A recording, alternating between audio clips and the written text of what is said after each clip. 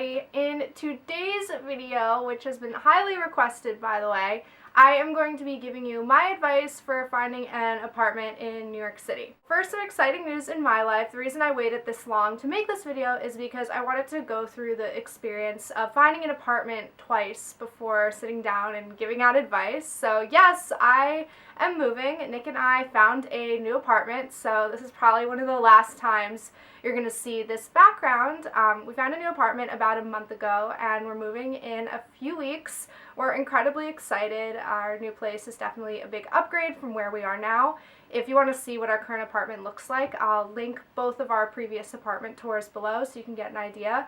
Our current place is very small and our new apartment is about twice the size. It has a lot more amenities and we are very thrilled. So as soon as we move, I'll do a first look video so you can kind of see what it looks like without any furniture and without any decor. And hopefully you guys can help me because I haven't really decorated like a big apartment before, so I'll definitely love some suggestions. And you can also follow along our moving process on Instagram. I'll be posting a lot of pictures just of our new place and how we're going to be decorating it and all of that kind of stuff, so I'll link my Instagram handle, katiesbliss, down below. I get a lot of emails from people just asking, you know, where's the best place to live? Like, how should I go about finding an apartment? What are the best websites to look at? What's the normal price of an apartment? So I'm hoping that this video can give some of you some clarity if you are looking to make the move to New York. So the first thing I'm going to chat about is ways to find an apartment. And your first step, which I think for many people what they do is they start on the internet. So looking at different websites such as Craigslist and StreetEasy. StreetEasy.com is actually my personal favorite. I think it's super easy to navigate and it's much clearer than some of the other websites, but there's a whole list of them and I'll include them down below and then in my blog post that I'm going to do about this. But there's City Realty, Naked Apartments, there's a lot of different websites that you can go to look at different availabilities and narrow down what neighborhood you want to live in and, you know, what your price range is. So I would say that should be your first step, is looking online. Another thing you can do if you're based in New York is like physically go to the neighborhood where you're interested in living and just ask around, like walk into different buildings, talk to the doorman, talk to the people going into the buildings. You'd be surprised how many people I've spoken with who've told me that, you know, they found their apartment just by walking into the building and asking. The next way you can find an apartment is by using a broker.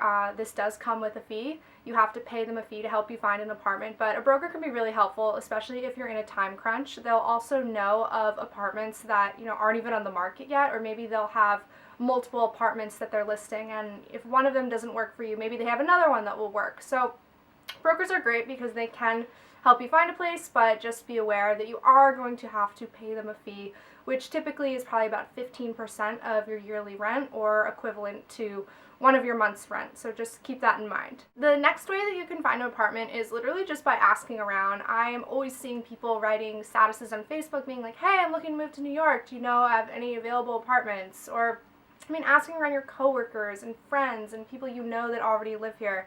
You know, word of mouth is a big way that people, you know, find new apartments and move. When we were looking to move, I talked with anybody and everyone, and we actually found out a lot of great buildings just by speaking with our friends and, you know, getting suggestions from people. So don't be shy, you know, ask around, and you never know what could happen. If you're kind of wary about signing a lease right away, or if you're new to New York and you're a little bit nervous just about getting locked into any type of contract, I would consider subletting first. If you go on Craigslist.com and you go to sublets, you can see all the people that are looking for roommates and, you know, looking for people to live in their apartment 6 months.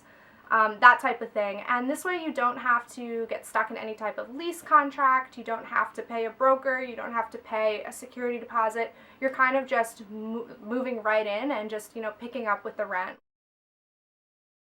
So one thing that I was totally unfamiliar with when we first moved here and we were looking for apartments was the difference between fee and no fee rentals. If you look on Craigslist or if you're looking on StreetEasy, you'll see that apartments will be categorized as fee and no fee. And basically what that means is whether or not, you know, a broker is listing the apartment or not. So if you see fee, that means there's a broker and you're going to have to pay them a fee if you want that apartment. And then no fee typically means it's listed by the owner, or the apartment is listed by like the building's management company, or the building has their own, in-house leasing office. So basically you don't have to pay a broker fee if you live in a no-fee apartment. And no fee is what most people go for. Our new apartment is no fee. We're really excited about it. We didn't have to pay a broker. We went directly through the management company that owns our building, so that was amazing. Our first apartment that we currently live in right here, we did have to pay a broker, and it was our first month's rent, right, Nick?